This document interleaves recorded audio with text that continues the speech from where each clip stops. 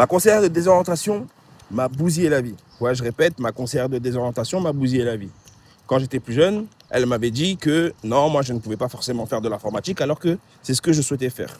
Des années plus tard, je me retrouve à faire des métiers qui se rapprochent très fortement de l'informatique. Qu'est-ce qu'on comprend par là? C'est que d'après elle, quand elle avait regardé dans sa boule de cristal magique, elle avait vu que selon mes notes et selon certains critères et barèmes qu'on lui avait donnés lorsqu'elle a passé son diplôme de conseillère de désorientation ou son diplôme qu'elle a trouvé dans les céréales pour désorienter la future jeunesse. Selon elle, je ne devais pas faire de l'informatique ou je ne pouvais pas faire de l'informatique. Et la réalité, c'est que c'est ce qui m'a toujours drivé. Et au final, chasse le naturel, il revient au galop. Mais il ne revient pas au galop pour tout le monde, malheureusement, parce que tu as des personnes qui sont dans des choses qu'ils n'ont pas forcément envie de faire parce que la conseillère de désorientation, elle leur a dit, c'est ça qu'il fallait faire. Donc le message que j'ai envie de te faire passer aujourd'hui, c'est sois attentif aux choses qui te drivent. Sois attentif aux choses que, quand tu les fais, tu te sens bien, tu te sens motivé. Même si la motivation, c'est un sentiment, oui, c'est vrai.